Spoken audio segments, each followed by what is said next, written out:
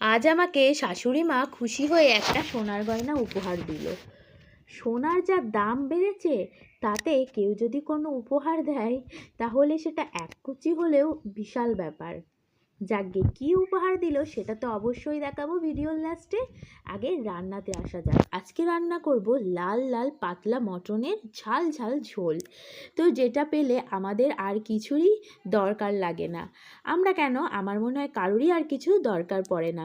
তো সেটা বানাতে আমি প্রথমে মাংসটা তো আগে ধুয়েই নিয়েছি। অন্যদিন কিছুটা অন্যভাবে বানিয়ে থাকি, বাট আজকে পুরো অন্যরকম বানাবো। প্রথমে আমি কড়াইতে তেল দিয়ে দেওয়ার পরে কিছু গোটা গরম মশলা, তার সাথে তেজপাতা আর তার সাথে শুকনো লঙ্কা ফোড়নে দিয়ে দিয়েছি।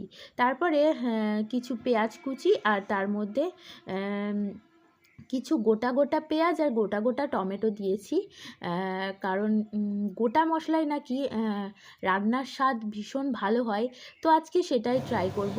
তারপরে একটা পেস্ট মশলার, পেঁয়াজ রসুন আদা সমস্ত লঙ্কা সমস্ত কিছুর একটা পেস্ট বানিয়ে সেটা তরকারির মধ্যে দিয়ে দিয়েছি। তারপরে দিয়েছি তরকারির মধ্যে কিছু কাশ্মীরি লঙ্কার গুঁড়ো। তারপরে বেশ খানিকক্ষণ কষিয়ে নেওয়ার পরে মশলা দিয়ে যখন তেলটা ভালো করে ছেড়ে আসবে, তখন তার মধ্যে দিয়ে দেব আমি ধুয়ে রাখা মাংসটা। ব্যাস, কিছুক্ষণ মাংসটা ঢাকা দিয়ে দিয়ে কষিয়ে নিয়েছি।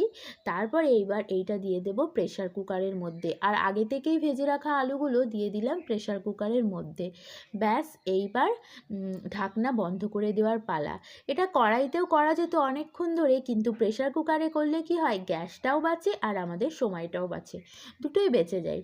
তো ব্যাস, এই যে রেডি। ঝোলটা দেখে এত ভালো লাগছে যে কি বলবো। আর আমাদের বাড়িতে আমরা সবাই একটু মটনের পাতলা ঝোলটাই পছন্দ করি, মাখো মাখো ভাবটার থেকে। তো সবার যেটা পছন্দ সেটা করাই ভালো।